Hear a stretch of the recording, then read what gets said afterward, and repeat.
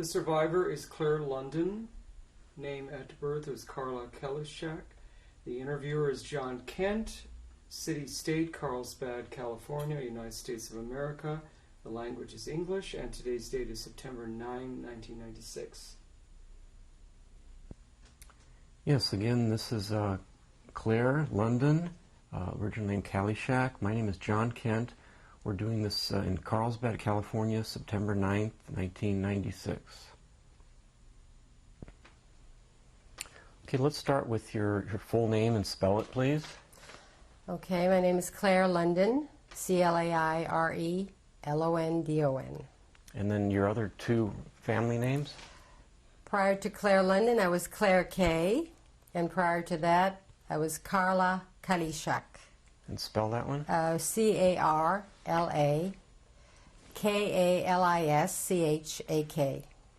Then your birth date, current age? July 1st, 1929, and I'm 67.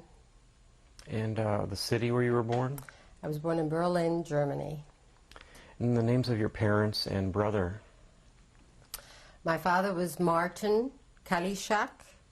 My mother was Lily. You want her maiden name? Or Yeah. Lily Shimek Kalishak. And my brother is Gary Kay. And he just did an interview a couple of weeks ago. Right. Well, then let's start with your early family life. Could you describe what your mother and father were like in your early family memories? Well, my earliest recollection, I guess, would be very little in Germany. The only thing I remember about Berlin is that my mother used to take, my grandparents lived in Berlin as well at that time, and my mother used to take me to a park in Berlin, in Charlottenburg, where I was born, called the Lietzensee. And apparently they had entered me in some sort of a contest for children there, and I won it. And so thereafter, I called myself Carla from the Lietzensee. And that's about all I remember about Germany. I was 4 years old there when we left. Well, briefly, just to get some background, do you know anything about how long your parents had been in Germany or where they came from? Any kind of history like that? Well, my mother was born in Briesen, which is Germany. My father was born in Saxony. My brother was born in Bavaria. And I think, and my brother was born in Bavaria, and he's 8 years older than I am. So sometime prior to that, I suppose they came to Berlin. I have no idea how long before I was born. But my father had a business in Berlin. He was established, so I would imagine it was quite a few years. What kind of work was that he was doing? My father was in the manufacturing of Bakelite, which is the forerunner to plastic. And he manufactured casings for radios and the then gramophones and things like that. And could you describe what each of your parents was like as a person and as a parent, just so we have a better sense of who they were? I have very, very little recollection of my parents in Germany. My mother, I had a so-called nanny, Cecilia, a German girl, who took care of me. I remember her very well. And I remember the name, and I remember that person being there. And I think I saw my mother at night, you know, when she came to tuck me into my bed, and I have no recollection of my father at all in Germany, none. What was the reason why your family left then, when you were 4? Well, I guess it was the oncoming of the Nazi regime. You know, Hitler was working his way up, and from what I have been told, the Gestapo wanted to take over, or the Germans wanted to take over my father's business, and he refused, and so we left. And we left everything standing the way it was in 1933. Do you remember anything at all about actually leaving, or maybe you were told I just something remember later? spending some time in Hungary because we had some friends, I suppose, in Hungary, in Budapest, And I remember speaking Hungarian, which of course I've long since forgotten. And then somehow or other my father left us there because he went to Paris without us. And by the time my mother and my brother and I got to Paris, he had already gotten an apartment and was more or less situated. And so we lived for a short period of time in an apartment, which I remember. And then from there, there was a house in the suburbs of Paris called La Varenne, Saint-Maur-des-Fossés. And then from there, ultimately, to the apartment where we lived in Paris until the war.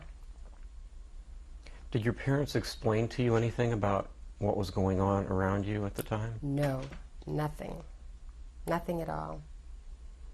So all you knew is you just left Germany and you were in France. Right. No.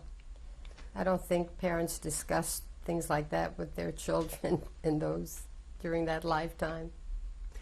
To what extent was your family Jewish, and the kids and the culture around you? I have no recollection of us leading a Jewish life whatsoever. My brother says he was bar mitzvahed. I wasn't there. I have no recollection of that. I have absolutely no recollections of leading any sort of a Jewish life.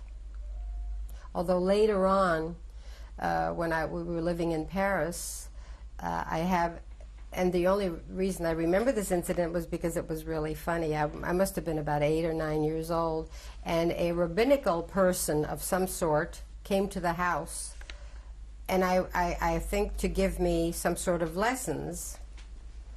And he asked me if I had, I think he asked me if I had a dictionary, and I went to the bookcase and got this dictionary, which he opened, and then he laughed and closed it. And as soon as he left, I went to this book, and the only reason I remember this because it was so out of context with what I always felt for my parents, And I opened the book, and there was this picture of my parents in one of those superimposed, I don't know, these things that they have at the beach where you stick your head through a cartoon and they take a picture. And there was my mother, more or less bare-breasted. Of course, that was the form. And my father dressed in some sort of a skimpy bathing suit. He was a large man, and all this blubber hanging over. And there are my parents. I was absolutely shocked. I went with this picture to my mother, and I said, "Look what so-and-so, the man who had been to the house to give me a lesson, found in this book. Where'd this come from?" And she was very angry with me for, bringing that up. She had forgotten that. I guess she had put it there, or somebody had put it there to flatten it out, to keep it, or to hide it, maybe even, I don't know. But she was very upset that I brought this to her. What was it about having a sense of humor that bothered your mother so much? They didn't have a sense of humor. I don't ever remember my parents having a sense of humor. So that image was really out of character for Totally. what you knew. Totally. And it embarrassed her extremely, for me to see that. And also that it was a rabbinical student or somebody? Yeah. I think for a very short period of time I took some sort of lessons, which I really don't remember. I don't think they were pursued. That's all I remember. Do you ever recall your parents talking about Jewishness in any context at all? No.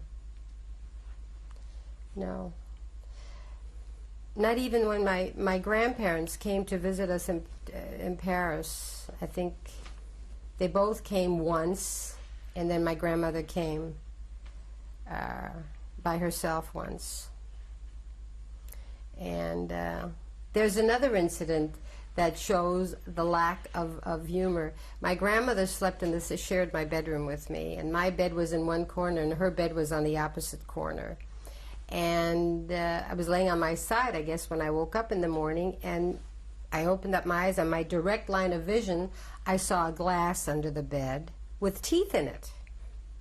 And in those days, you know, the false teeth had that real red rubber gum. And I became absolutely hysterical because somehow or other I thought my grandmother had died and part of her was under the bed, you know, and I screamed for my mother. And of course that woke my grandmother up. And I was so happy when I saw her sit up in bed, and I had never seen her without her teeth. She looked like a stranger to me. And my mother came in, and I said, oh, you know, Oma's teeth are under the bed. She was so upset that I had seen that. She, of course, would never, you know, say anything to her mother about it, and my grandmother immediately stuck them in her mouth, and she was profusely sorry that I had to see that. You know, I mean, you asked me about a sense of humor. You know, later on, I mean, I've told that story over and over because I think it's hysterical. But no sense of humor. None. Well, can you describe what life was like in France then as a German refugee? What was your community like in Paris? Well, in Paris, you know, I went to school, and I don't really have... you know, my parents were very, very strict, and I think I was a very good child because there just was no such thing as disobeying. The punishment was, you know, more that I could bear, and I really didn't want to displease my mother especially. And I don't really remember anything colossal, you know, happening. They had friends, and they went out in the evening very often. My brother was away at school, so I was home. And the concierge, you know, I guess what you would call a superintendent here of the building, they would leave me alone in the apartment. And she would come and check on me, you know, every couple of hours or so. And I was in bed with the radio, watching The Magic Green Eye, and scared. I couldn't have been, I was maybe 8 or 9 years old. Scared about what? Being alone. Being left alone in an apartment with a long, dark hall. I really don't, until the war broke out, you know, I really don't remember anything too traumatic. So life was fairly normal up until about the age of 10? I guess there were incidents. They discovered when I was, I guess about 8 or 9, they discovered that I had infantile diabetes, if such a thing exists. And I was put on a very, very strict regime. You know, everything was weighed, and so I had some sort of a different life. You know, at one time I remember, and this was actually the biggest thing that I remember of that part of my life, I took like the equivalent of a nickel out of my mother's purse, and I bought candy with it, which was of course strictly forbidden. And this was discovered because I couldn't wait to eat whatever I had bought, and I put my desktop up in front of me, and I ate this during class. And the principal came walking by and saw me, so I was called to the front of the room. And this, of course, I had a 0 on my report card for the week, which was unheard of. And I didn't know how I was going to deal with that, so I signed my own report card and handed it in. It never occurred to me that it wouldn't, you know, I just couldn't show that report card to my father, you know. Well, of course, he was called. He was called to school, and he shamed me publicly in front of the whole class. And when I came home, I got what you might call a beating. I don't ever remember him hitting. I don't think he hit me very often in my life, but I remember that one. And a week later, I came down with a yellow jaundice. I was so scared, and later on I was told that there could have been a spill, from the liver, which induced the yellow jaundice, whatever. But nobody talked to me for months. That was their punishment, the silence treatment. Well, maybe just adding a little more to that. Right before the time of the war, how would you describe what what kind of a person you were and your state of mind and how you saw things. I think I was, God, it's hard to say. I mean, I remember when we had company, they would call me in and ask me to sing. I was like a puppet in the, and I think I was a fairly,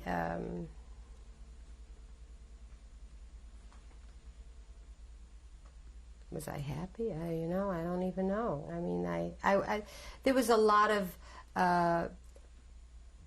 apprehension with my parents because I always had to do the right. I mean, that was absolutely the worst thing that I ever did. And in today's comparison, I mean, what is it? It's nothing. I mean, who would, except that I ate candy and I was on the strict diet, and who knows, maybe they were afraid I was going to die because I ate sugar, and I'm supposedly, which, by the way, until I was 14 years old, even after we came to the United States, I had regular sugar diabetes tests, and there was never a trace of anything after that period. So I don't even think I ever had diabetes. I had to walk a very straight line. So you said you sort of had like substitute parents, or you found other adults to be with? I did. I think throughout my entire life I have, when we first had the house in the suburbs, there was a French family living across the street, Monsieur and Madame Sambon.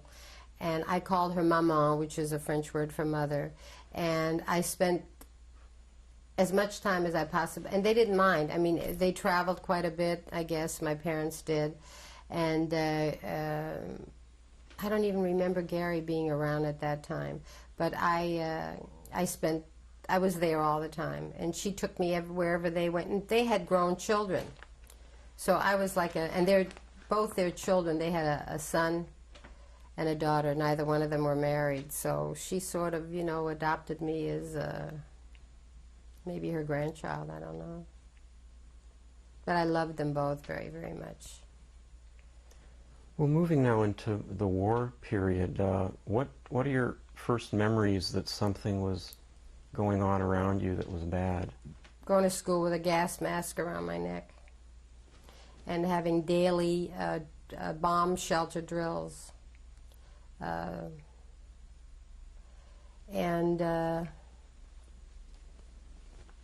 guess that's, and I mean, it was all over we spent during meal times, listening to the radio. I remember sitting at the table and listening to Hitler screaming in one of his speeches. And everywhere you went, they were constant, there was constant, the French people, made, I think, sort of light of it, and with the exception of the things that were inconveniences, everything was rationed. You had to have coupons for everything, and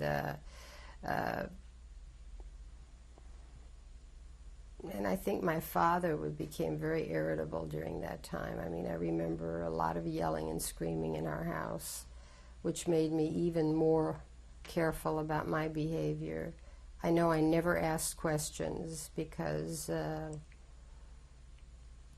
they never clued me in on anything that was going on. I was given orders, you do that, and that's it. So it sounds like at least the stereotype of the traditional German family upbringing, more than Jewish. Oh, definitely. Definitely. During that period when nobody was talking to me, they went every year, every summer, they went to a spa for the baths. Aix-les-Bains or La Roche-Posay or one of those watering spas. And I had never been taken along. I either had somebody stay, I don't know what they did with me during those years, but that particular year, they took me with. And I had my own room, and I had to write every single day that I was there 100 times. I'm a bad girl. I steal. I filled notebooks by the dozens. and nobody spoke to me. We spent a month there. And I was virtually like a prisoner, you know. For an hour I could go out and wander around the gardens, and then it was the punishment. Yeah, a very punitive environment. Yeah.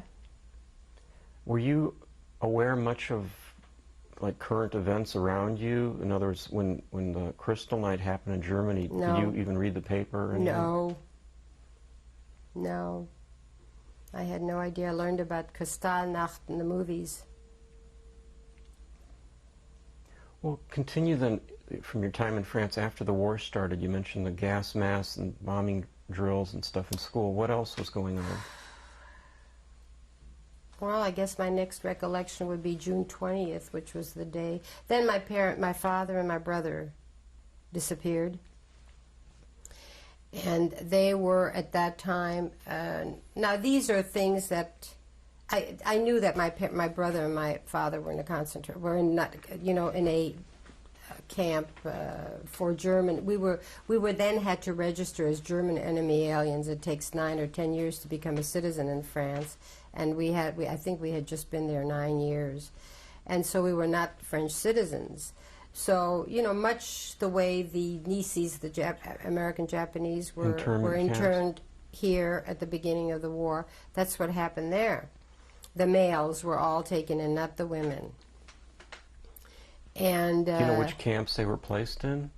Were you told? My brother was in a camp called Villeneuve, and my brother and my father was in Gerst, something like that. And they made this is also things that I learned afterwards. The French made a deal whereby if the younger male in the family or the males were to join the French Foreign Legion, which during wartime becomes an army for anyone that wishes to show their allegiance to France and for some reason can't get into the regular army, probably because of lack of citizenship, they opened up the Legion for that. And so Gary, my brother, joined the French Foreign Legion, at which point my father was supposed to have been released from the camp, which he was not. And on the day the Germans marched into Paris, my mother and I went with a kind couple who lived in our building. They took us with them in a car. And that's how we evacuated. You know, everybody was supposed to evacuate. And so you had to leave your home twice? Pardon me? This is the second time you had to flee your home. Yeah, right. And again, leaving everything standing, you know, I guess she took her jewelry because we couldn't have any you know, we had no baggage or anything, maybe some underwear and something, you know, I don't remember that, but definitely nothing of any. And so we got in the car and we were in line, and I remember very, very clearly the hordes of people that were literally walking out of Paris, you know, carrying babies and old people, I mean, and cars in line. And we ended up in a town called Champêtre, where I believe there was an ammunitions dump on the outskirts of Paris. And there we stopped. And these people, their name were Lambert, Monsieur and Madame Lambert. I have no idea what their first names were. They were a very nice couple that I had befriended, as a matter of fact, in the building. And nobody took food, and we were all hungry. And there was a bread line somewhere. So these people let my mother and I out to go get into this bread line. And they went on, and they made, I remember saying to my mother, how are we going to find them, you know? And she said, we're going to meet them at such and such place as soon as we get the bread, and they're going to wait for us. And I remember being worried that they would take off and leave us there stranded in this town, you know. So while we're in this bread line, all of a sudden I found myself, my mother pushed me down on the ground and was on top of me, and I look in my hand and I have a bloody ear laying in my hand, and we were being strafed. This man was laying next to me with his ear totally sliced off. I became hysterical, and my mother, was hysterical as well. And then the next recollection I have is we're sitting in a doorway in some old bombed-out building, and we stayed there, maybe like for 24 hours. We didn't dare, every time I think she said we have to find the Lamberts, I was afraid to go out. I was crying. She was crying. And so I think we spent the whole night there, no food, no bathroom facilities. It was a mess. And then finally we wandered out, and these people were gone. We never found them again. And I have absolutely no recollection how we got to Argenton-sur-Creuse. I have no idea. My mother must have somehow, somewhere along the line, I do remember being in some sort of an old castle, and I was in the same bed with some gentlemen, with some old, elderly gentlemen, and he told me my mother was in another room and was safe, and he fed us, obviously, and I guess I fell asleep, and the next day we went on. How we went on, by what means or what, I have absolutely I can't remember. The next thing I remember is landing in Argenton, which is south of Vichy. Vichy is where the French government, the Free French government, was established. But not very far from Vichy, because the Germans used to come in jeeps looking to pick up girls. And because I remember seeing them with the helmets, and so she knew where she was going, because apparently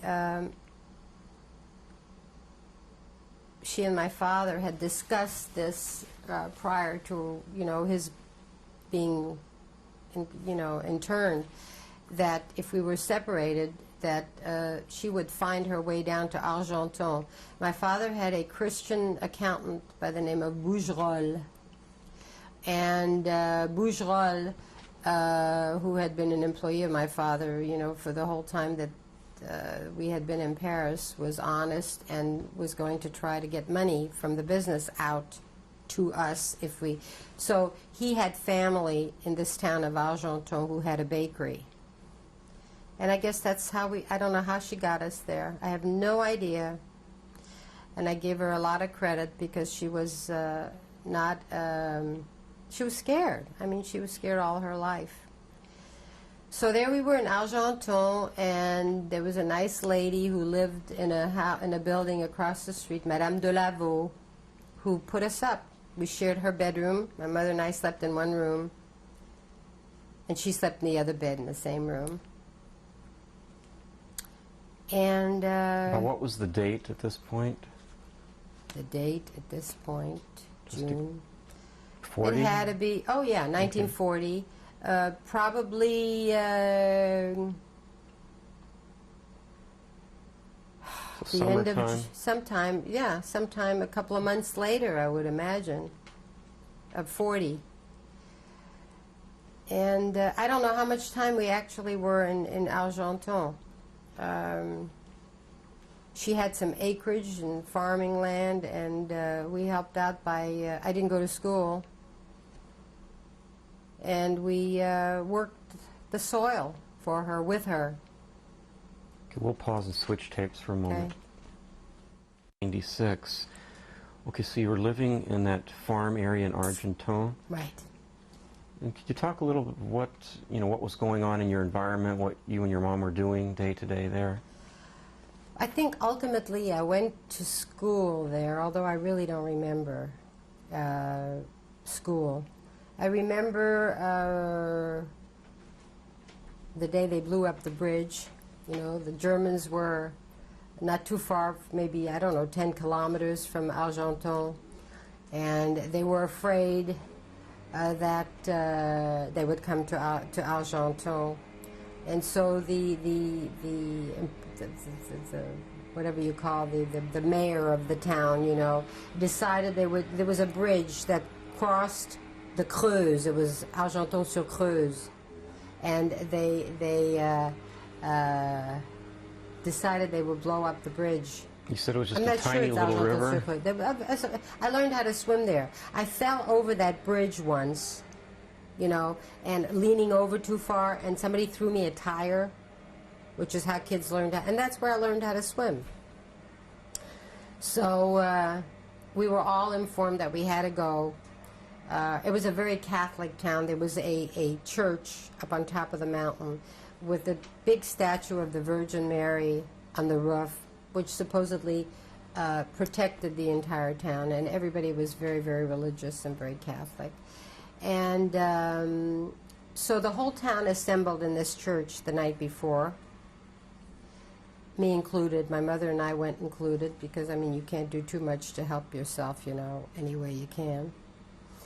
And then we all went underground. Mother and I went in the cellar of the baker, the family, you know, that, I don't know, there were a lot of people in there, and I think it was either the baker's mother or the wife's mother, an elderly lady that they carried from her bed down there, and all the bakery supplies that were, you know, had been amassed. There was a big barrel of raw eggs, you know, that's how they preserved them in those days, in salt water.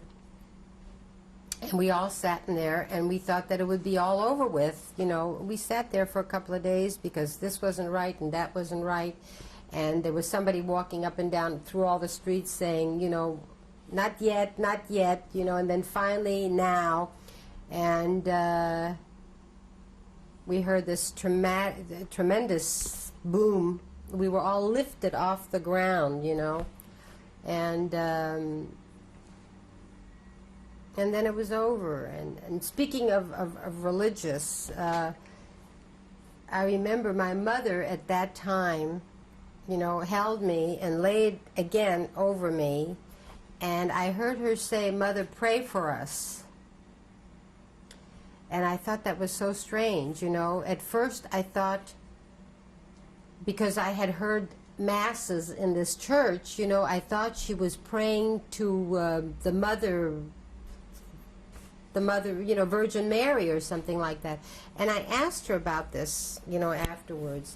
And she said, no, I was asking my mother, Oma, your Oma, you know, to pray for us. I said, well, why didn't you pray yourself? So she said she didn't believe that God would hear her because when she married my father, she had come from a religious background. My grandparents were very religious. And she had come from a religious background. When she married my father, she gave everything up. I mean, she never set foot in the temple, I don't think. And she didn't think God would hear her. And so she had to go through more of a Catholic type of a prayer. Right. No, she asked her mother, whom she knew was in good standing with God, to see to it that we would be saved, you know. Anyway, we did. We came out of there, and there was no window. What happened to that grandmother? I didn't want to skip that. You said you were saying something about the grandmother, that older lady.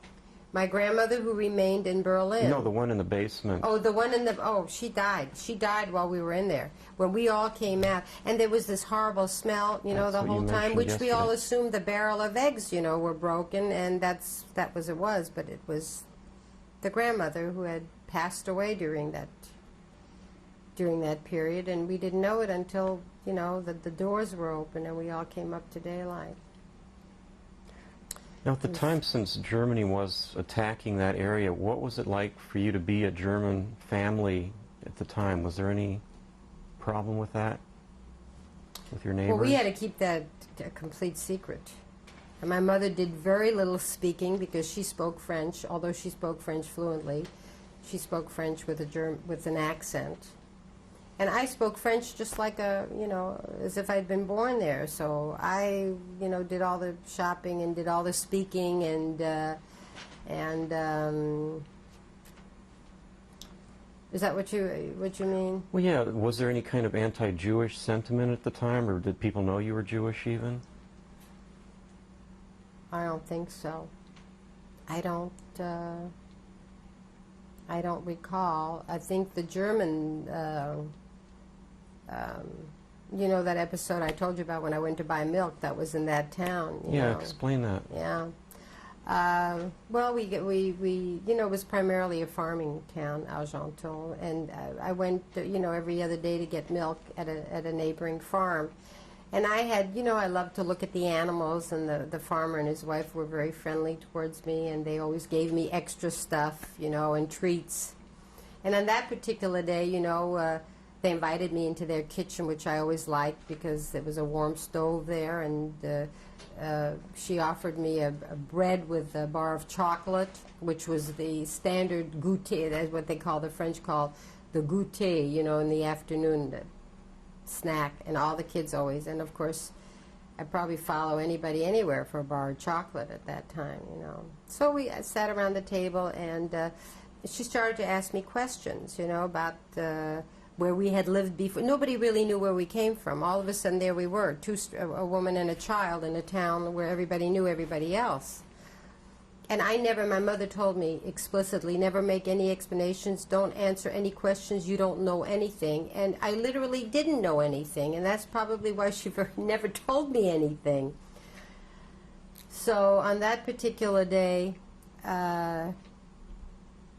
we were talking about, I don't know, you know, things applying to kids and so forth and so on. And she asked me, where did my mother and I come from? And I said, well, we came from Paris, you know. And I think she asked me where my father was, and I said I didn't know, which I really didn't know. And then she said, was I born in Paris? And I said, no, I was born in Berlin. And then both of their eyes went up, and I immediately realized what I had said, you know. And so I said, so she said, so you're German? So I said, oh, no, I'm French. I said, that was just an accident. And this whole thing came into my head just like that. I said, my father was a traveling salesman, and my mother was expecting me, so he didn't want to leave her in Paris alone, so he took her with him on his trips wherever he was going. And you know, then I was born, and they happened to be in Berlin, and that's where I was born, and that's how come I was born in Berlin. And I was so proud of, they accepted that story. And then we went right back to Paris, you know, I explained that. And I was so proud of myself for this brilliant thinking, you know. I was maybe 9 or 10 years old, something like that, and I went home, and I couldn't wait to tell my mother how I had extricated myself out of this terrible situation. She became, first of all, she slapped me for yakking. And we didn't go out of the house for a week, maybe longer. She did not let me out of the house, nor did she go anywhere, because she was convinced that the Germans were going to come and get us. I never said anything about, you want to know something? The Jewish thing, I didn't know what was going on in Germany. I didn't know about, I really was left totally in the dark about whatever the situation was, you know. And the only thing I knew in Paris, you know, we wore gas masks because, and that was such a frightening thing. Do you know what it's like to have a gas mask on your face? It's suffocation, you know. And I didn't even want to think about it, that could happen. In the last war, you know, I was explained that the Germans had used gas warfare, and also never to pick up anything in the streets because they dropped candy that was poisoned in the last. All these stories went around. Do you remember how you were handling all these things personally? Like, what was your general feeling, tone, and attitude all this time? I suppose I was scared a lot. I was scared a lot. I always felt like, to this day, when I'm scared, I equate it to, you know, having root canal the next morning, you know, and having that feeling. I'm sure you know what that feeling is, in the pit of your stomach, where you don't know what's going to happen or what's around the corner. You said there was some term that they used towards Germans, some kind of like a curse term. What was that? Salbosch. Well, that I was called that in Paris. Now, what does that term mean? Sal is dirty, and Bush is an idiom, colloquialism meaning German. It's a, as we would, it's a demeaning term for German. Dirty German. I don't remember. I encountered some anti-Semitism after I came to the United States, but not there. I don't remember. Or maybe I just wasn't even aware of that situation. But Sal Bush, I remember, because that set me completely apart, Another thing you'd mentioned a little earlier was that some of the troops who came by, they would grab some of the women or the girls. Yeah. How did you and your mom deal with that? Well, she never kept me out of her sight. The farm, I think, was the only thing that I ever, went to. But I don't remember children. I was always with grown-ups. I don't remember any children during that period. Was your name changed at about that Claire, right? She's. It was in Argenton, I believe, that she changed my name to Claire. Claire is very French. Claire. There was a magazine. There still is a magazine called Marie Claire. And Carla. Nobody we knew was named Carla. So she changed. She called me Claire, and I remained Claire. So about what time did you and your mom leave that farming area? Well, then one day when we were hoeing potatoes, we came across a body laying in the fields, sleeping. A real disheveled person, filthy, dirty, smelly. And I sort of nudged him with my foot, and, he woke up and turned over, and it was my father. And he had escaped from wherever he was. I think what happened is, when they weren't really prisoners, they were, in a detention camp because of their lack of citizenship. And I think after the Germans came into France, these people just opened up the doors and said, run. They didn't want to have, additional blood on their hands. And they all ran and went into different directions. And my father, somehow or other, how he went about that, I don't know, and I never will know. And I questioned my brother. My brother stated that he went to this camp, and my father was there, and he made arrangements for him to be liberated. But he didn't stay with him, and they came, ultimately, the four of us were together in Argenton. My brother ran away from the Foreign Legion, and all of a sudden, I remember all four of us were in Argenton. And then my father made contact from there with my aunt, my mother's sister, my Aunt Edith, who came to the United States in 1936, and she apparently agreed to issue an affidavit for us because there was no quota or anything in those years. I mean, you had to have, in order, if you had the money to get out, you had to have a sponsor who came to Ellis Island and picked you up and took you home. Otherwise, you couldn't get in. So she agreed to all that, and as you can see from my papers, which I still have, I was, of course, a child, and in those years, the law was that if a child under the age of 18 would automatically go on the mother's papers, affidavit, although I had my own affidavit in lieu of a passport. But you didn't have to have your own citizenship papers after you got to the United States if you were under 18. So he must have made contact with his sister-in-law, my Aunt Edith, and the next thing we found ourselves, all four of us, in Marseille, which is where we went to await a ship. Now, if you ask me the time, the span of time that happened, we boarded that ship in May of 1941. So we left Paris, my mother and I, June 20th, 1940. So there is a year that all the events took place. What was it like having your father and brother with you again, being a family again?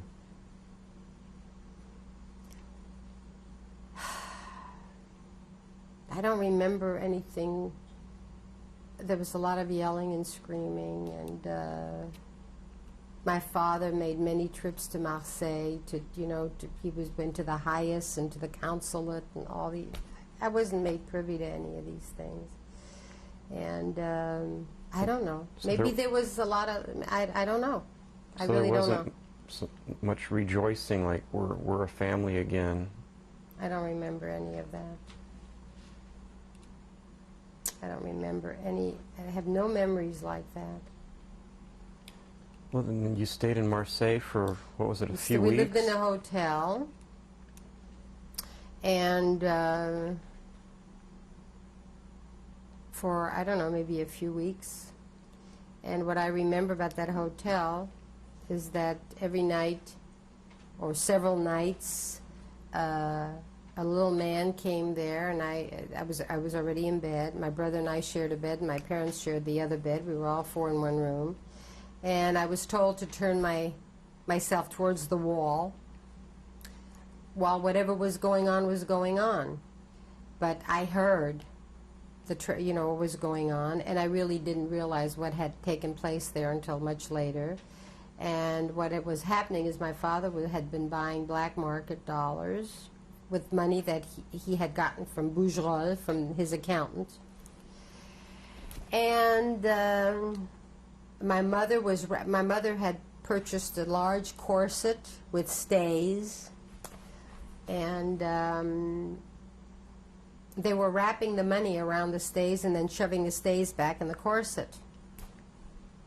And I always, in one of the stories that I've written, I stated if my mother never weighed more than 110 or 115 pounds in her life, and she was 5'2".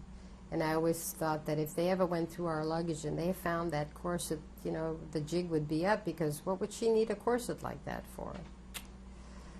So that corset ultimately saved our lives. And the other story that I remember there, if you want me to relate that, is, in France, all kids have lice at one time or another. It's just something that you live with. And in school, in every school, there is a morning inspection. At least a couple of times a week, they inspect fingernails and they inspect the head, the scalp.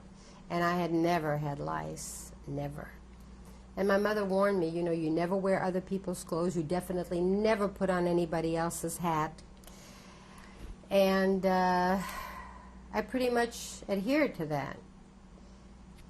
And now here we are in this hotel, and there's a bunch of kids, my age, and nobody goes out. We're all stuck in this place. And so I played with these other kids, and I don't know, we must have played house or mom and dad, whatever. And somehow or other, suddenly I found myself scratching my scalp. You said there wasn't much bathing possible? Oh, no. There was, I think, one bathroom on each floor, that 6 families were using. So, you washed and you did whatever you could, but I don't even remember. Showers, of course, were non-existent. And I don't know, if I took one bath during the whole time that I was in that place, it was a lot. But my mother was very good at standing one up and going over the entire body with a washcloth. Anyway, one night in the middle of the night, I felt myself being yanked out of bed. And my father literally grabbed me by my hair, took me over to the sink. There was a sink in the room, and shook my head out over that sink, and the sink was black and moving. I had lice. And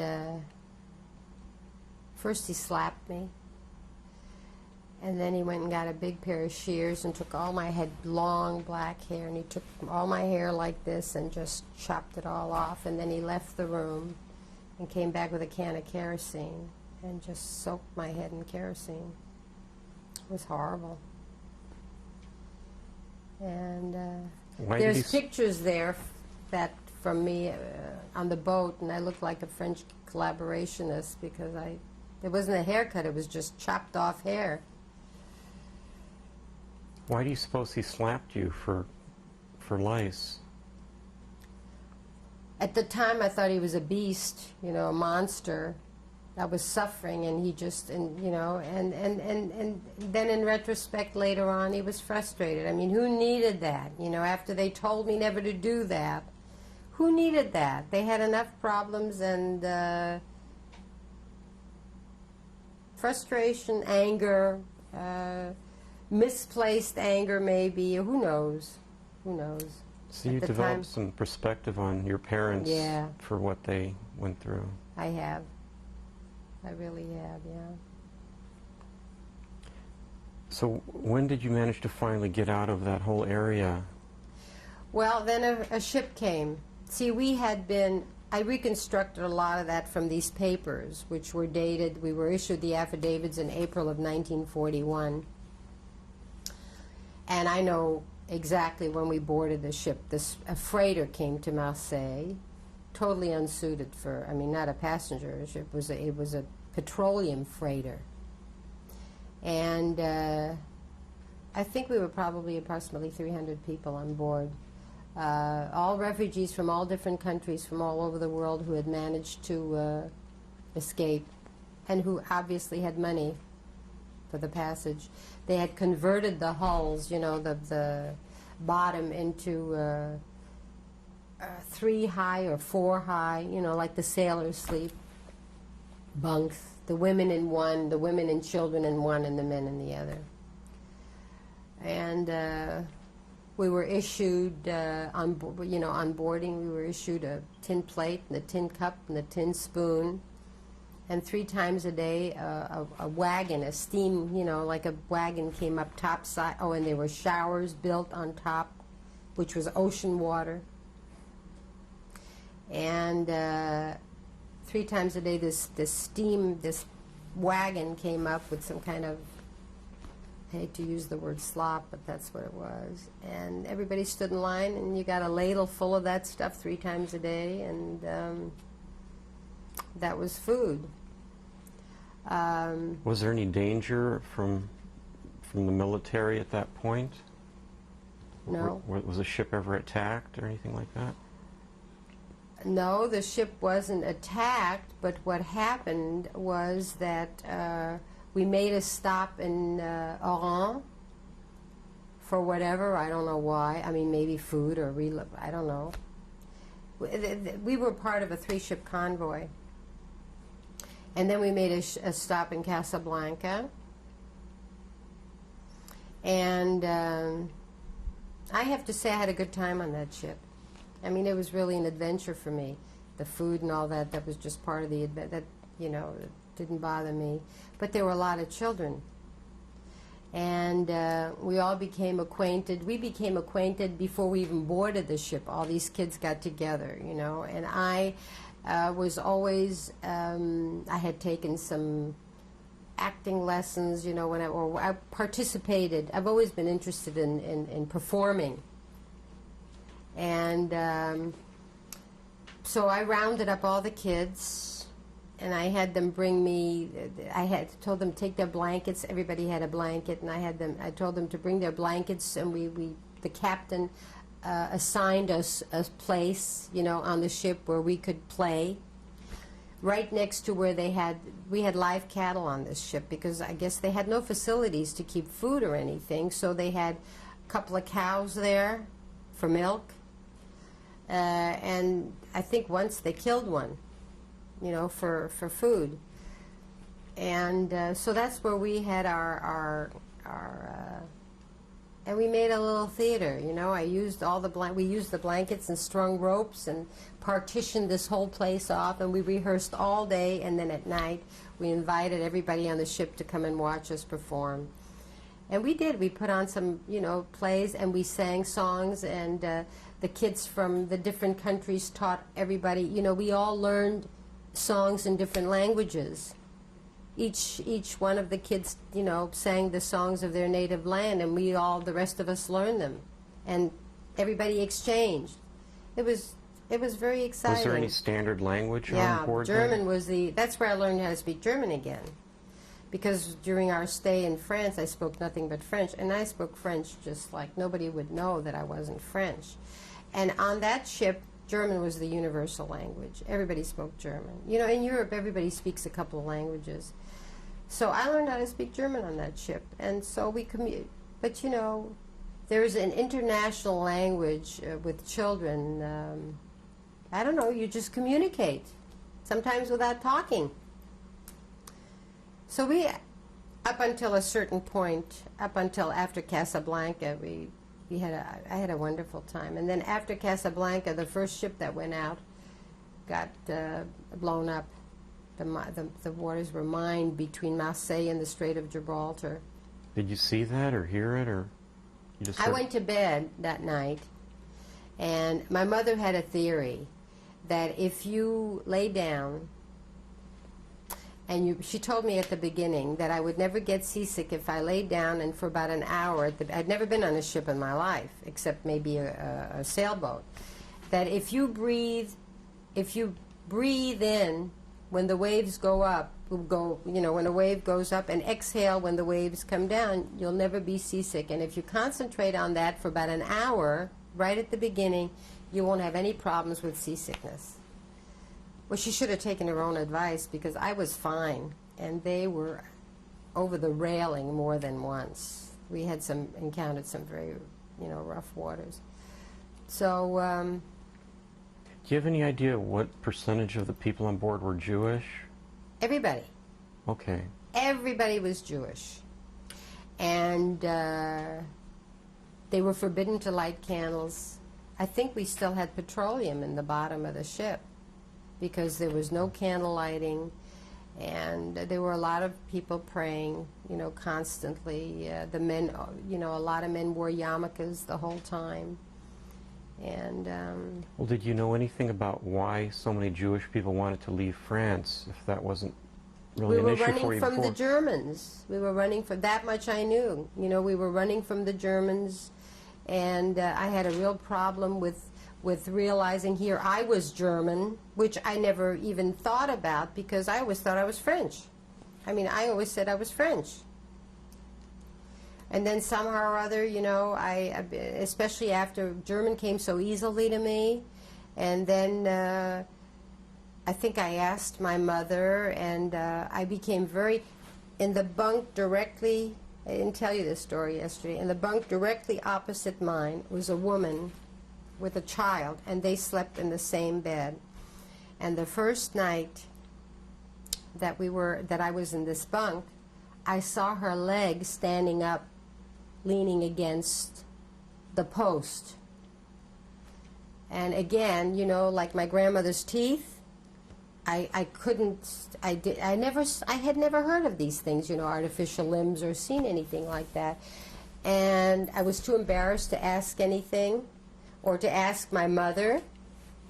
So finally she said to me, she introduced herself to me, and the little girl was playing with my hair, I think, and she introduced herself to me, and she said, "Have you ever seen an artificial leg?" And I said, "No." And then she showed me she was English, and she had lost her leg during the Blitz in England, and how she got there, she didn't tell me how she got on this ship. And so we became very good friends, and she and my mother spoke a lot, and I took her little girl. She sort of became our mascot in our, troop, and she showed me her stump, and how exactly what had happened, how she had lost it. Okay, we're going to switch in a moment, switch tapes.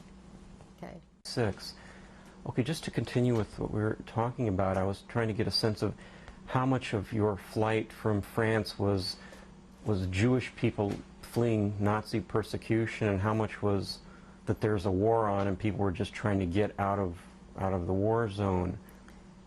To answer that question, I tell you, having had no Jewish identification, no religious identification when I was a child.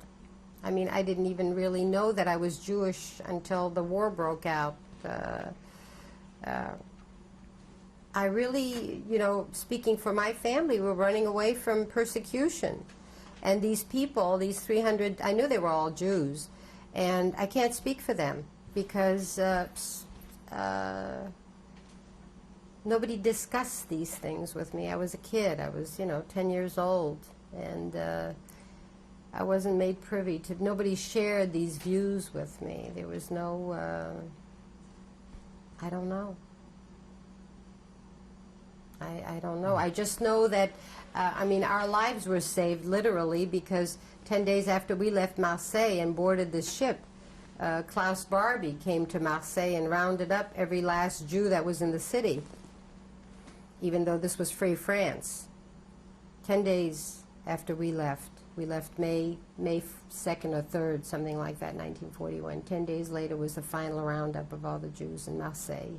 Do you remember how that was explained to you, how you learned I who read Barbie it in the was? book. I read it. That was a very close escape. Can you believe that? I mean, that really took me back. Okay, where did the ship finally land then after the voyage? Oh, there's a whole thing in between there. Okay. We made this stop in Casablanca, and as I said before, we were the next morning. I woke up, and we should have been in the high seas, and we were still in Casablanca. And it appears that that first ship in the convoy had been blown up during the night, and so we were ordered back to port. And there we sat for, I don't know, I have to think maybe like 4 or 5 weeks. And there were, you know, we were on our way. We had our affidavits stated Marseille, through the Strait of Gibraltar, through Spain, past Portugal, to be delivered in New York, Ellis Island, New York, and with no provisions for letting 300 people of various, you know, nationalities run around in Casablanca. So there we were, and it was a nightmare because there were a lot of pregnant young women on this ship who all somehow or other gave birth during that period. And I mean, right next to me, screaming. You know, there were no medications. There were no. I think there was a couple of doctors who were refugees themselves, you know, who helped. But I remember more than once being on the bridge, and while a little bundle was dumped overboard of children who were born dead. In one instant, a mother jumped overboard along with her dead baby, and she was rescued and brought back. But it was terrible. And then dysentery broke out. Everybody got sick, and finally, I guess the French government or whoever decreed that they could not keep us on the ship, and they could not feed us. There was no food. The water was polluted. So, and I don't know how that all happened, but the next thing I know is we're walking for a long, long time, and it was very hot. And my mother, I fell, and an Arab woman was walking by carrying water on her shoulder, and my mother asked her if she could, motion that I was bleeding down my leg. I still have a scar on my knee. And asked her if she could have some water, so she took a handkerchief and she dipped it in this water and, cleaned off my leg. And we walked a long, long time. And some people dropped during that walk, and other people carried them. And ultimately we landed in a detention camp again called Kasbah Tadla in the desert. And there we were. The time element is again, the next, we ultimately got out.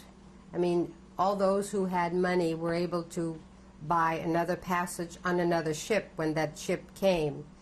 And that's when the corset came out.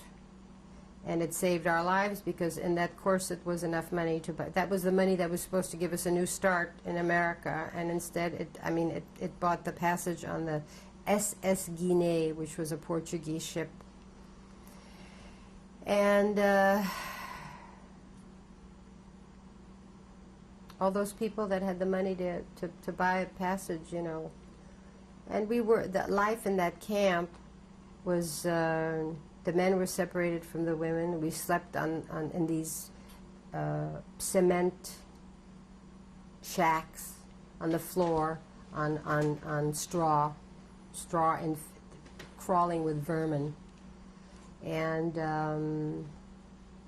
I nearly had a very bad experience with that fall because it became infected. You know, a few days after that happened, I woke up and I had red streaks going up and down my leg, and there was a German doctor, a professor of medicine, who was a woman who was in the same bunk with us, and she had a bottle of a peroxide, and which she gave to my mother in a clean white handkerchief. I remember that, and they soaked that and put it on my leg, and we must have been in 100-degree plus heat, and it dried immediately, and they tore the scab off and drained the wound, and without penicillin or anything else, you know, I survived that.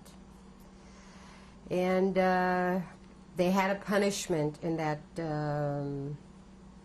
I guess it was run by Tunisians or Arabs or very dark people. There were meetings, you know, they gathered everybody around in a circle every morning, and the orders were issued, you know, that if men were found in the women's bunks, or if there was any sort of disobedience about the rules that were laid out, you know, they had this box in the middle of the circle, a steel, like a coffin type thing, you know, with a air hole this big at the ends, that you would have to spend the entire day in there. And a lot of people did have to be in there.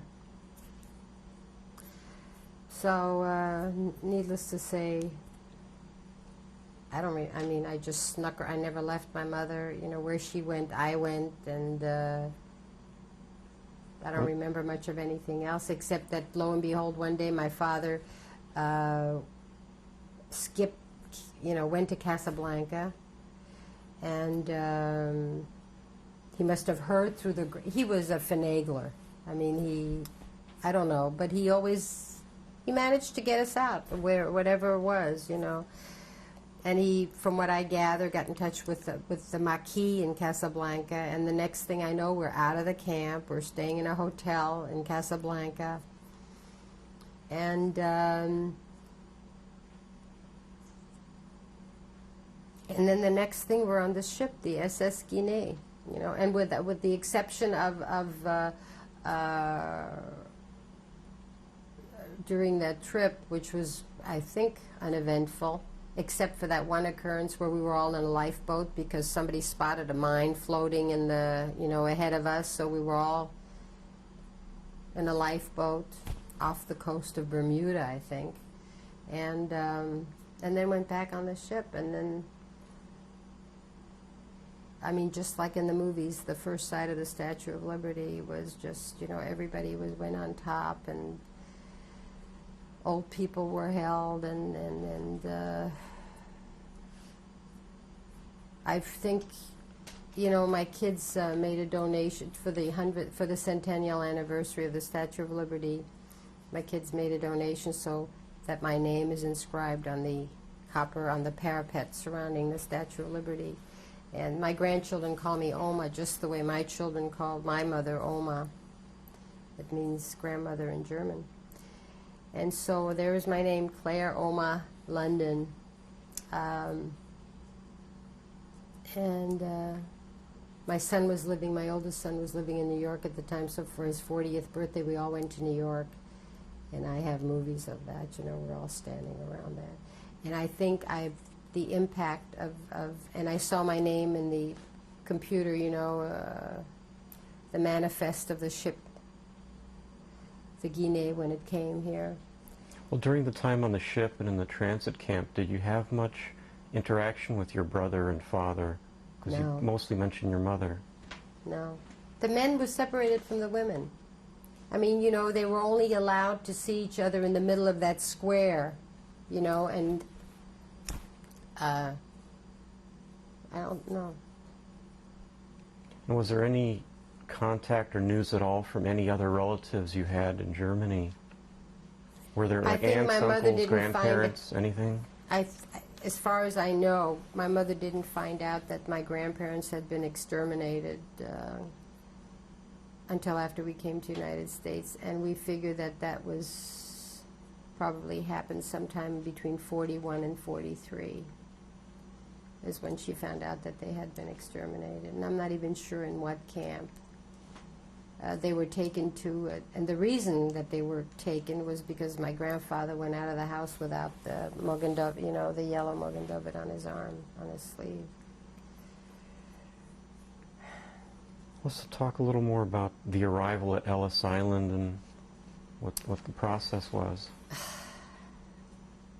You know, it's well, first of all, there was somebody had measles on the ship as we arrived. So we were quarantined. And my aunt and uncle, who came to claim us from Washington Heights, which is the German Jewish ghetto of New York City, which is where all German Jews live, they came to get us, I guess, on the subway, because they didn't have a car at that time. And we couldn't go with them because we were quarantined. First we were quarantined. I know we didn't get off the ship for a couple of days, and then we had to stay at Ellis Island for I don't know what. And when I was there 5 years ago in Ellis Island, have you ever been there? Well, we came through there too. Right. Well, you know, it's white tiled and everything, and I had the creepiest feeling. I was sitting in that big hall. You know, you look at all the pictures and the tapes, you hear the tapes and the screams and the cries of people who suffered and the different stories. It's like a museum there now. And I sat in that white hall on a bench. I had my grandson, and I had the root canal feeling. I got this overwhelming feeling of fright. And it's funny because my brother Gary also went there after. He wasn't with us at the time. He went with his wife to see, because his children also had his name inscribed there. And he said he experienced the same feeling. And he also doesn't know what from. So I don't know how long we spent on Ellis Island or what happened there. I have no recollection. But from the movies that I saw there and the things that I heard while I was there, everybody had to go through a rigorous physical examination, and whether that frightened me or I don't know. I have no idea, but I just had the weirdest feeling while sitting there, as if something terrible happened to me there, but I can't remember it. And then I remember finally, you know, again, my aunt and uncle came and got us, and we went to their house. And what I remember, my first view of my Aunt Edith's apartment, she was a bookkeeper by day. She went and kept books for various businesses. And my uncle, who had been a baron in Germany, was a shipping clerk in a perfume factory, my Uncle Leo. And they ran a rooming house. You know, they had one of these apartments with a long hall and bedrooms and bedrooms and bedrooms, and they had cleared one of those. They gave us, I think, their bedroom, and they slept in the living room. But when we came there, they came here in '36, so they had all their furniture, and they were well-to-do in Germany, so they had beautiful old, you know, heavy, massive furniture. And I remember going into that living room, and the table was set for, it was afternoon, and it was set with, you know, Nachmittag Kaffee, you know. German people make a big deal with what is called Gemütlichkeit, living nicely and adhering to the niceties of life. And there, you know, was this table laden with, she had baked apple cake and whatever else was on there, whipped cream, but in the middle was a huge basket with bananas. I can never forget this. So I said to my mother, "Look at those wax bananas. My God, they look so real." I hadn't seen a banana in years. So my aunt said, "Claire, Carla, these are real, and they're all for you. You can eat each and every one of them." I couldn't get over it, and I did eat each and every one of them, and I think I'm still at it. I gained 100 pounds the first year that I came to the United States. We hadn't seen I didn't even know what an egg was. in this camp in wherever we were in Casbatadla, the best meal was camel. What was it like being German during the war in America? Well, the first couple of years, as I said, we lived in Washington Heights. The ghetto. Yeah, the ghetto. I mean, you didn't even have to speak English to get along there. All the stores and everybody was German. All the Germans ran rooming houses, and the women, you know, ran rooming houses, and the men either sold insurance door to door or vacuum cleaners. And everybody went to work. My brother went to work as in a dairy, Deitch's Dairy, that was like a chain store in New York. And my mother, who had never done anything in her life as far as a job, she had taken she loved sewing, and she had gone to school in Paris to one of the better tailoring schools and learned draping on a mannequin, you know, and designing. She went to work as a power machine operator in a sweatshop on 14th Street downtown. My father sold Hoovers or whatever, Electrolux pipe, you know, door to door, and I went to PS 169. I was 12 years old. And I remember not so much in Washington Heights as in later on when we lived in upper, you know, further away. But I remember there being Jewish, you know,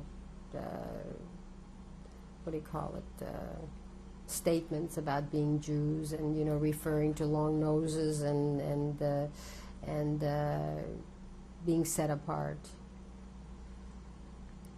But while I was in Washington Heights, you know, I didn't feel any of that. I was too busy trying to fit in. I wanted to be American as fast as I possibly could. They put me next to a little fat kid, and I was put in kindergarten. I was 12. I hardly fit in on the chairs because I had to learn how to speak English. And there was this little kid, you know, that took me under his wing. His name was Werner Blumenthal. And he spoke English, you know, like with a terrible German accent. And I didn't want to learn how to speak English like that. I wanted to be saddle shoes as soon as possible. And so I asked my mother to buy me a dictionary, a French-English dictionary. And I looked up every word. And within 6 months, I was speaking English just the way I do now. How did your folks get along, and, you know, standard of living, and how did they fit into America? Terribly, terribly, terribly, terribly. My father hated it here. He said America's for young people. And in retrospect, you know, I didn't even realize until many years later, until I was an adult, that my parents were in their 40s. If I was 12 years old, my mother was 42 years old when we came here, and my father maybe 46, you know. I mean, they were young people. And nobody knew the language. Nobody spoke. My mother, I mean, spoke, you know, whatever she had learned in school when she was a kid. And no money. They had absolutely no money. They were totally dependent on my aunt, who was extremely generous with us. And I mean, she gave us a home and she fed us, and that was very, very detrimental to my father, because he was always very independent, and he'd been a big businessman all his life. At least that's what I thought that he had always been. Whether he wasn't or not, I never lacked for anything, and we always lived very nicely, and he always provided. And here he's in a, you know, strange country, doesn't speak the language, no job, no way of getting a job. And he was very, very angry most of the time and did a lot of yelling about everything. And my aunt resented that terribly because he just didn't behave the way, you know, he appeared very ungrateful. And was this his sister or your mother's sister? No, my mother's sister. Okay. And my aunt hated him. And because he wasn't nice to her sister. And one day he came home, and he had lost his job because a woman had wouldn't let him in. You know, he wanted to demonstrate the vacuum cleaner, and she wouldn't let him in, so he banged down the door and threw the vacuum cleaner at her. And then he went straight to a bank and wanted to borrow a couple of $1,000 so he could start some kind of a business. On what? You know, he had no collateral, nothing. And he told them, I guess, all the wonderful things he did in Europe, and that he had credit lines in every big bank in Paris, and they laughed him out of the bank. So he came home. He was, I was there, I remember. And, you know, I immediately hid into a back bedroom. I remember I got under a bed. It was so vicious. I mean, it was so loud. And then he asked my aunt to lend him money, and she refused. You know, she said, I don't have $2,000 to give you to lose. You don't speak, you know. I heard all this, you know. And so he really became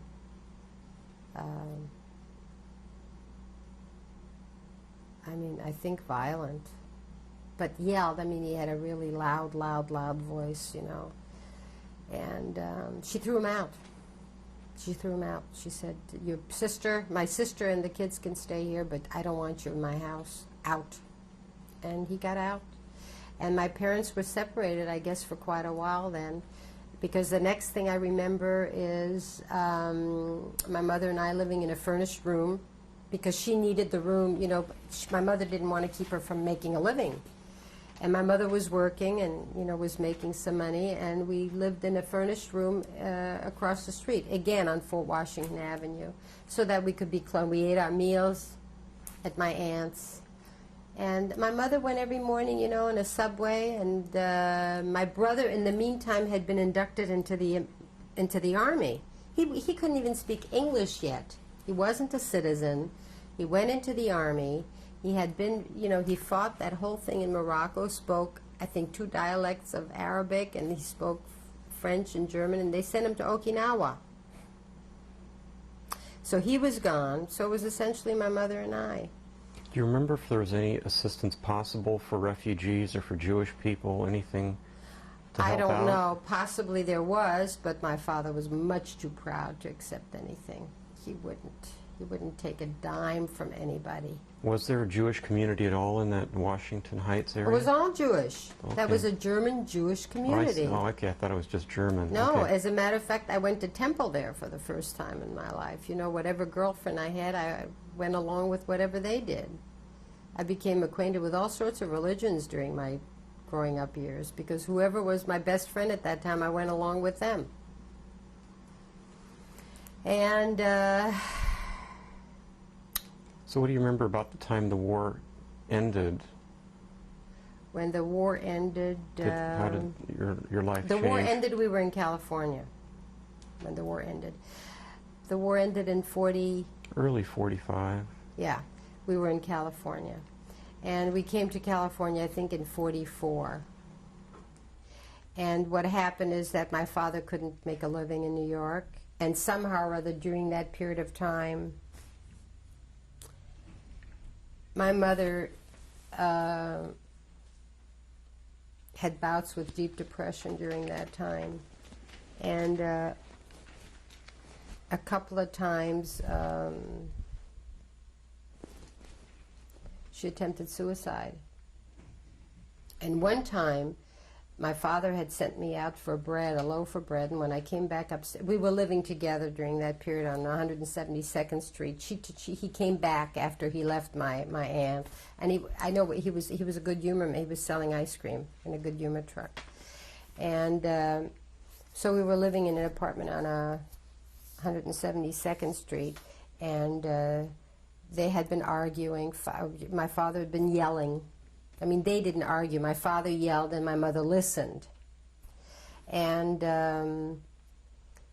so he told me to go down to the bakery and get a loaf of bread, and when I came back up, the lock of the chain was across the door. I couldn't get in, and I could hear my mother yelling, screaming, you know, so I knew how to flip the chain. I flipped the chain, and I ran down, and my mother is standing on the window ledge in the kitchen, and the gas jets are on.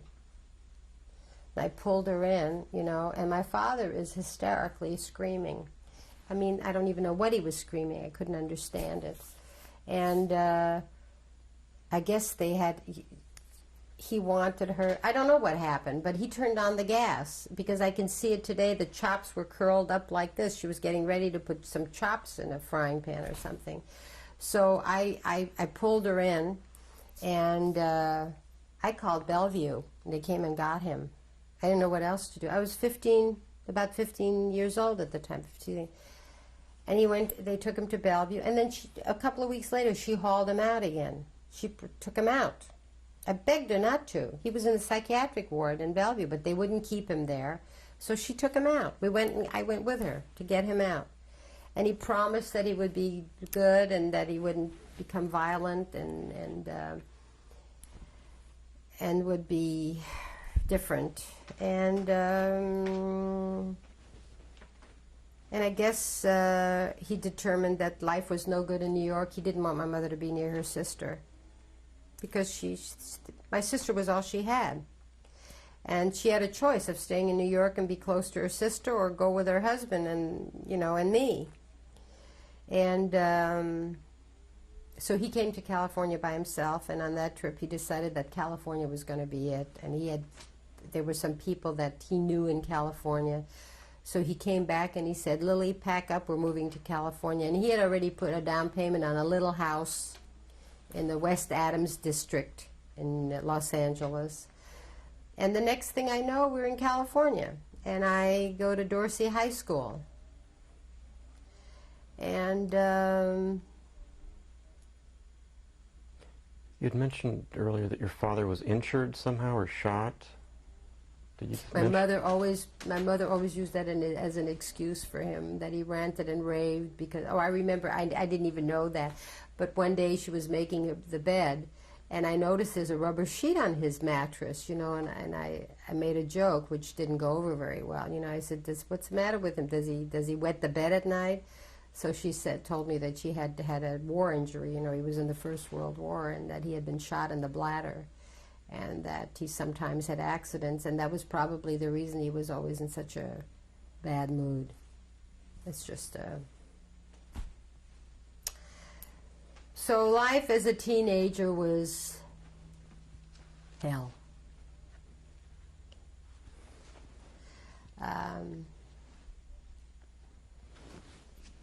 Let me see, how can I tell you? I was lucky enough to get into a club in high school. I had, again, one favorite girlfriend. Idell Friedman was her name. And I looked different than every other kid in school. I was tall and buxom and fit in like didn't, and all the girls were tiny little things, and they had to put up their hair every night in pin curls. I didn't. My hair was curly, which was a curse. And they wore Joyce shoes, and I wore orthopedic shoes, which my mother insisted that I wear. And I had a terrible time at first, until I got into this club, the best club at Dorsey High School. We'll switch tapes quickly. 1996. You were talking about this club. Yeah, this club was very influential in my life. It was we were called the Galtons. And to this day, which it's been over 50 years, we still all see each other. We get together at least once or twice a year. One of the girls is my brother's wife. They both were divorced around the same time, and I introduced them to one another, and they got married. They've been married for over 20 years. And, during that time, when I turned 18, my father ordered me out of the house. He said he wasn't going to support me anymore. And my mother had attempted to divorce him several times, and each time she started procedure, they tied up his bank accounts, and he became violent. He was really off the wall during those years. And she became scared, so she took him back. But finally, when he ordered me out of the house, I confronted my mother, and I said, you're going to have to live. He's going to kill you ultimately, because I'm leaving. I had already met my husband-to-be, and we knew we were going to get married shortly after I got out of high school. So she actually did stick to it, and I had to be her witness on the witness stand. That was the New York law. and my mother became, got divorced. And I never saw my father again after that.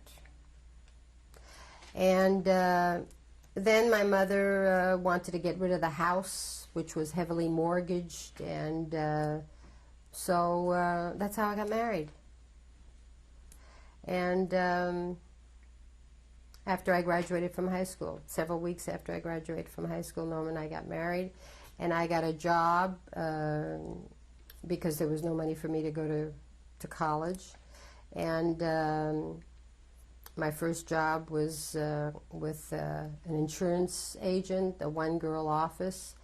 And from there, someone contacted me because I was placing insurance over the phone. Someone contacted me from a company called Associated Business, which at the time, unbeknownst to me, was owned by James Roosevelt, the oldest son of, President Franklin Delano Roosevelt. And I went for an interview, and they liked me, and I got the job at probably twice the amount of money that I was making. They trained me and licensed me, and lo and behold, James Roosevelt lost. He wasn't active in that business because he was at the time running for governor of California. And when he lost the bid for the governorship in 1950, he became an active participant in his business. And can you imagine my astonishment when I met Mr. Roosevelt, the son of President. For us, he had been a mentor. And he and I became good friends. He was very, very nice to me. He loved speaking French and German to me. And probably the most memorable thing that happened to me during the few years that I worked there is that one morning he poked his head in my office and said, "Claire, I want you to meet my mom." And at the moment, it didn't even click, who his mom was. I said, "Oh, how wonderful." And he opens up the door and lets Eleanor Roosevelt walk in. And she greeted me in French. She spoke French fluently. He had told her a lot of things about me. I was 21. I was about 21 years old at the time. And of course, she wasn't there very long. And she had a purse, an alligator purse this big with an alligator head on it. And she's huge. She's a very tall woman, charming, absolute. It was the highlight of, I think, probably the most unforgettable character that I have ever met. And there was a lot of commotion in the hall in the elevator because the elevator operator had fainted when Eleanor Roosevelt walked into her elevator, and they were ministering to her. And I stayed there until I became pregnant with my first son in 1951. And he wanted me to come back after I had given birth to Rick. He said, "I'll give you 3 months. I'll pay for a nanny. I want you back." And by then I was head of the insurance department, and it was quite a prestigious job for me. And he felt that I belonged in the world of business. And when my first child was 3 months old, I was expecting the second one. So that was the end of my career, because then came a third, and then came a fourth. And then we got television. You said you stayed in his office or lived in his office for a while? You mentioned that. Well, at the beginning of that pregnancy, I became a tyrant. I had about 6 girls working under me, all older than I. And I was yelling and screaming, and he could hear that from his office. So one morning he came in with a box of soda crackers. And he said, "Have you got morning sickness?" And I said, "Yes, I do." And he said, "You want to go home and stay home, take a few weeks off?" I said, "No, I have to work because I got to pay the doctor, and my husband's in college, and I wasn't finished with school." And he said, "Well, then you got to learn how to behave yourself. You can't go around yelling at people, And he said, "From now on, I want you to come in my office every noon, and there's a couch there, and you lay down on there, and I'll get lunch, and we'll have lunch, and you'll rest." So I agreed to that, and I have to tell you that his office was totally furnished with with the furniture from the Oval Room in the White House. And I laid there every day on that couch, which had been in the Oval Room. It was really an unbelievable time. And as I said, when I was 3 months, when I was supposed to go back to work, I couldn't because I was expecting again. So that was the end of my career. How is it that he knew so much about pregnancy? Mr. Roosevelt was married several times. He was also quite a womanizer. Not, I mean, I never saw that side of him. But he had, I think, maybe he fathered 8 or 10 kids by various different wives. He was charming, just charming.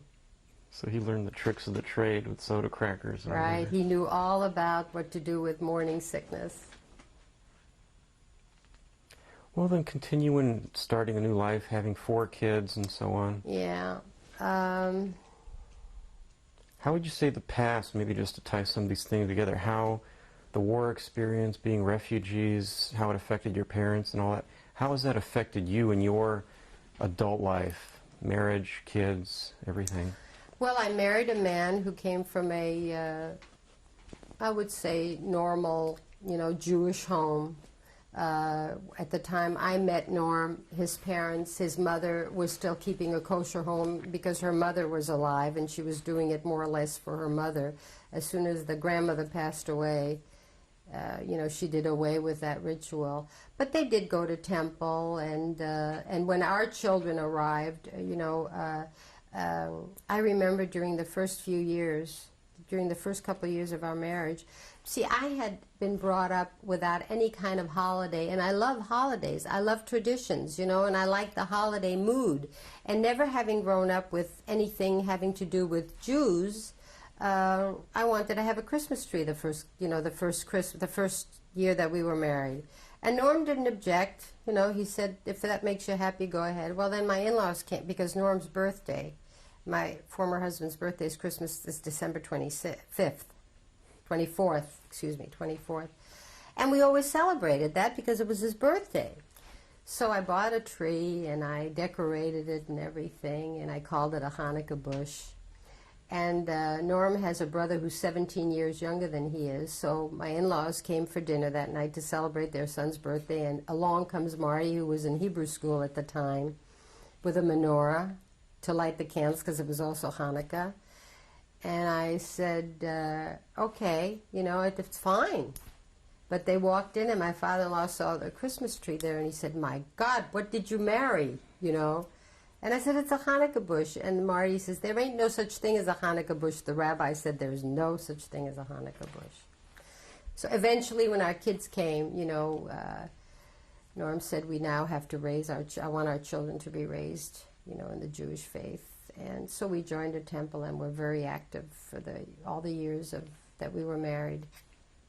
We were very active in a congregation in Los Angeles. I was very active. I took part. I was always on the board and took Hebrew lessons. I went to school at the time that my kids were all bar mitzvahed. I also took courses. I went to Israel to seek a religious identification. I've always felt Jewish, but I never had the religious belief. And I could not, in good faith, follow religious edicts, and pray to something that I didn't understand. And but I did, I did. I acted as if for many, many years.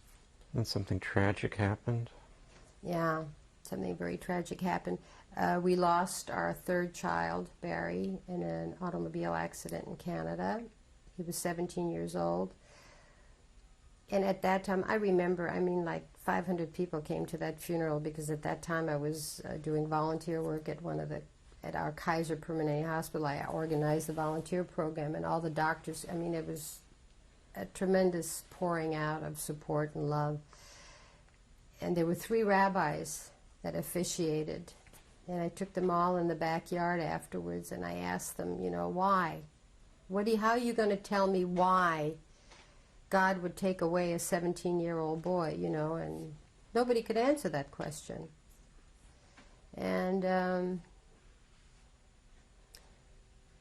even though, I said Kaddish, every Friday night for a year, but I didn't. I just totally didn't believe in anything. I didn't want to be there. And then as a result of the loss of our son, my marriage started to deteriorate. I think there were probably a lot of problems there prior to that, but he started to drink, and I just couldn't live that way. So after 5 years, we decided to go our separate ways. And there I was at age 50, single. Fortunately, I had, in order to deal better with my loss, the loss of my son, a couple of years prior to that, I had gone to work. I hadn't worked in all those years, and I had a friend who worked at the Hollywood Unemployment Office, and I was afraid to even go for an interview because what could I do? The last time I worked was in 1951. I didn't type. I didn't know anything. I went for an interview, and she said, "But what have you done for the last 20-some-odd years?" I said, "I raised kids. I had 4 kids, and I did some volunteer work." She said, "Well, write down all your experiences with volunteer work," and I had plenty. I was involved in schools and in Boy Scouts and in little theater work and in all sorts of volunteer projects. And they hired me on the spot. I think I went to work that day. And that job ended up in a 21-year career, which ended here in Oceanside. When I decided I wanted to retire down here, I moved down here, and I had offers from 3 different offices, and I ultimately went to work in this little office in Oceanside where I had finally worked my way up to being an adjudicator in Hollywood. And when I came down here, they offered me a position. They created actually a job dealing with seniors, finding jobs for seniors and holding seminars, which was wonderful. It was very exciting, and I think I helped a lot of people. One theme you brought up when we talked before is that your ability to be a mother in the beginning was difficult because of your own upbringing. Yeah, I'm not so sure. My kid, especially after I got divorced, I decided to change my life, and I searched. In many ways, I'd searched religiously for, I was looking for some inner peace somehow, somewhere. And a friend of mine who was also Jewish and was attending a Church of Religious Science, following Science of Mind philosophy, asked me if I would go with her one Sunday morning, which I did. And I felt such overwhelming, I don't know whether you know this, but it's totally non-denominational, and there is no identification with any deity or anything like that. There are no crosses and no mezuzahs, nothing in there. There's doves of peace. And for the first time in my life, I really, truly believed what this woman on the pulpit was saying. It made sense to me. And I started to study that. Science of Mind, religious science, the teachings of Holmes. And I found that this was something that I could put on for myself, and it helped me through a lot of things, and that happened to me later on. It's a philosophy of life, and basically it's a philosophy of positive thinking, which happens to be exactly what I choose to do. How has that helped you to address the death of your son and the larger theme of the Holocaust and everything you escaped? Well, that's a little bit, it's been 23 years since Barry's gone, and I don't think there's a day that goes by that I don't somehow or other think about him in one way or another. But I think maybe, ultimately, if you don't fight anymore, there are certain things in life you cannot fight because you cannot change them. And fighting them creates neck aches and lose your hair and get fat and all these things. So you have to learn to accept certain things about yourself and about other things in life. And so I have made this fit. I have accepted the loss of Barry, and I guess I've made it fit into my life by realizing that maybe that's all he was meant to be. You know, he was not in a good place in his life. You know, we talked about it yesterday, that you create your own reality. You know, the reality. I believe that you create your own reality, good and bad. And during that part of Barry's life, he was not a happy young man, and he was into he was smoking marijuana, and you know, this were the 70s, the early 70s. It wasn't easy raising 4 boys in those 70s, and he was into smoking pot, listening to all the revolutionary music, and disobedient. And he and his dad didn't get along, and we both had problems, you know, with him. And I think when he left, he and his dad were not on good terms. They had had some sort of an argument over some sort of a trivial matter, and they didn't say goodbye. And I think Norm suffers for that now and to this day. And he hasn't been willing to face it or to deal with it. And I'm really, really sorry for that, because it's affected the rest of his life. And, you know, he's a very nice man. He's a wonderful man, as a matter of fact. He was a very good father.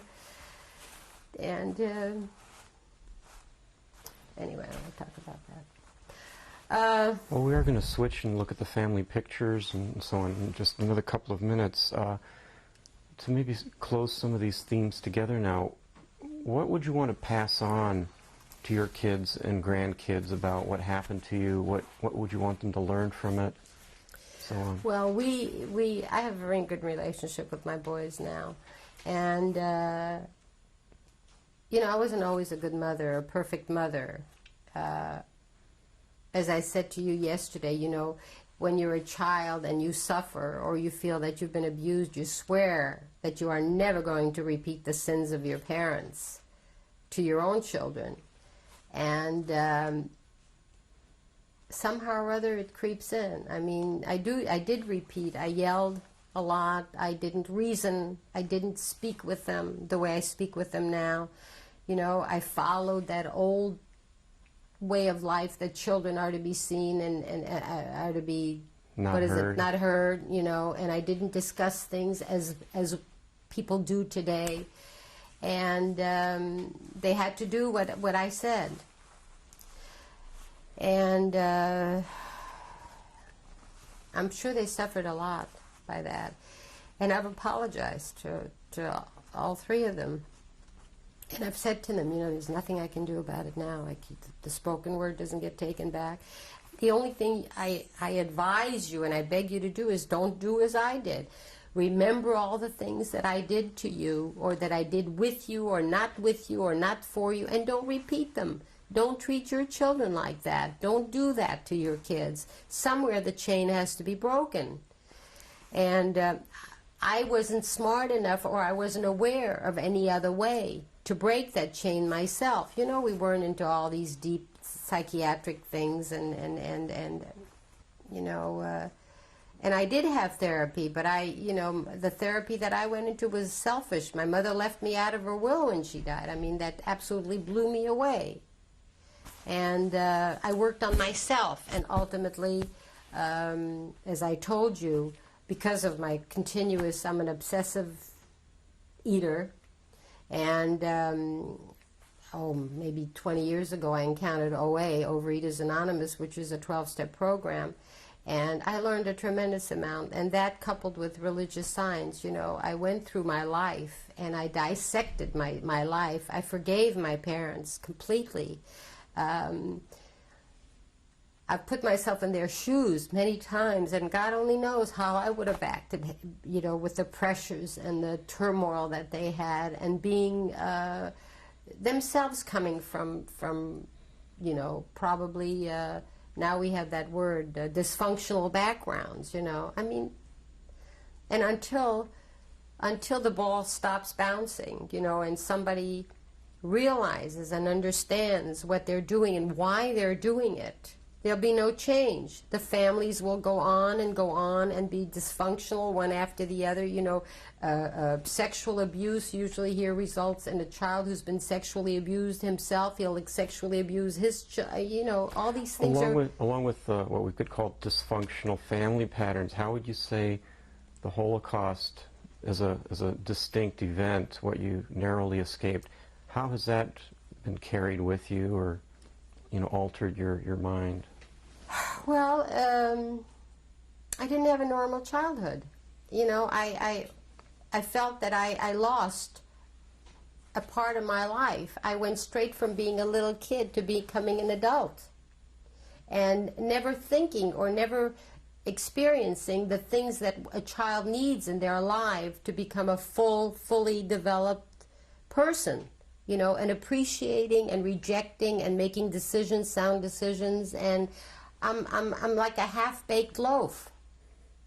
I was like a half-baked loaf, you know. I mean, that just came to my head right now, but that's a pretty good analogy. I wasn't finished. I mean, my parents being German, you know, were very, very strict with me.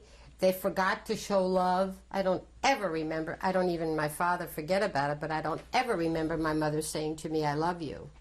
As a matter of fact, I told you this yesterday. At one time in my life, I had the most overwhelming feeling of jealousy. And I'm sitting at a desk writing, and my mother is sitting behind me with my 4 children on her lap, kissing them and cooing to them and playing with them. And suddenly I experienced this overwhelming feeling of jealousy, you know, and I turned around and I said to her, "God, I wish I would have been your granddaughter instead of your daughter." She says, "Why do you say such a stupid thing?" You know, and I said, "Because I don't ever remember you telling me you love me." And she knocked the kids off of her lap and got up, mad, angry, and walked out of the room. Then I felt guilty. I mean, you know, guilt goes hand in hand with all this. I mean, I've really had a hard time getting rid of guilt. And that was it. And she died, never telling me she loved me. Well, but again, as I said, I've written about it. Being in a 12-step program, I think, is extremely helpful. I'm writing everything down now. I'm writing a book for my children so that they will know. I don't know anything about my parents. You know, I want them to know who I am, who I was, who I am, and what I did here while I passed through. Well, we have just a few minutes of tape. Let's look at the family pictures, and maybe you can add some things along the way. Thank you, Claire. These are my mother's parents, Rose and Richard Shimek. They were both, and this picture, I guess, has to be taken in the early 30s because there's my picture on the brooch my grandmother's wearing, and it was taken in Germany. This is my Aunt Edith Cohn. I went to New York to help her celebrate her 80th birthday. This is probably taken sometime in the early 80s. This is my brother, my mother, and I. I see Gary is in uniform, so it must have been during the time he was in the Legion. It must have been taken either in Marseille or in Argenton. He was about 17 or 18, and I'm about 8. Okay, his full name and your name? Gary K., and my mother, Lily K., and I'm Claire K. We're all Ks. We were Kalishaks there. We didn't become Ks until we came to the United States. Here we are, Gautier, Lily, Martin, and Carla, and we're all Kalishaks. And that picture was taken in Paris, in Saint-Cloud. I was maybe 6 years old, 5 years old. So it's 1934, 30, something like that, 34. This is taken on the Montviseau on the ship during the crossing from Marseille. This is my troupe of bandits or actors, and I'm the one directly to the left of the gal in white. And directly behind us in that encasement there's a cow waiting to be milked. This is also on the ship. These are all my friends. We were called by the captain the juniors of the ocean, and I'm the fourth one from the left with my collaborationist haircut. And your name and the date? And my name there is Carla Kalishak, and this is in May of 1941.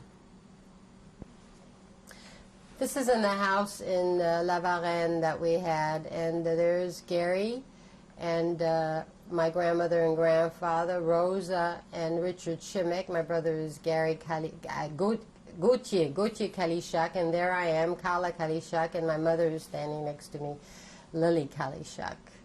And the year? And the year is probably 35, 36, 35. 1935. 1935, yeah. 1935. This is my family, such as it was in 1972. The occasion was Ronnie, the youngest one, who's standing at the end, his bar mitzvah.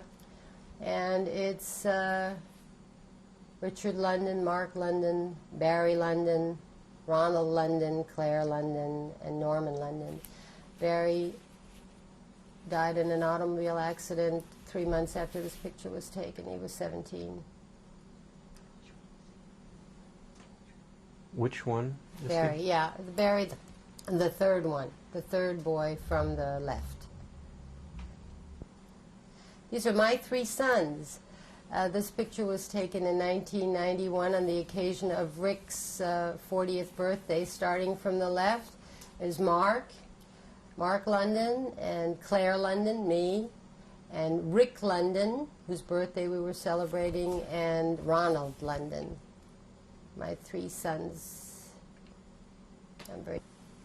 This was taken on Long Island, New York. We all went there to celebrate his birthday, and a fine bunch. I'm very proud of all of them. These are my three grandchildren, of also whom I'm very proud. I'm very proud of all of them. The first, the young lady is Bailey K. London. She's Mark's daughter, and she has a vital interest in everything having to do with the Holocaust. She's read every book that she can possibly get her hand on, and she dedicated her bas mitzvah to a little girl, 13 years old, who died in one of the camps. And there I am, Claire London, and underneath me is Mason London, who's Bailey's little brother. He's now 8 years old. And then Sam London, who is Rick's son. And this picture was taken on the occasion of my youngest son, Ron, and Mazelle's wedding. And it was in 1992. In what city? In Los Angeles. Okay. This is my affidavit in lieu of passport, which is what was issued in those days. This is the form that allowed me to enter the United States. It was received in April of 1941. I'm 11 years old, and in those days I was Carla Kalishak. God, I never thought I ever weighed 88 pounds in my life, but that's what I did. I weighed 88 pounds. Miles Standish issued it.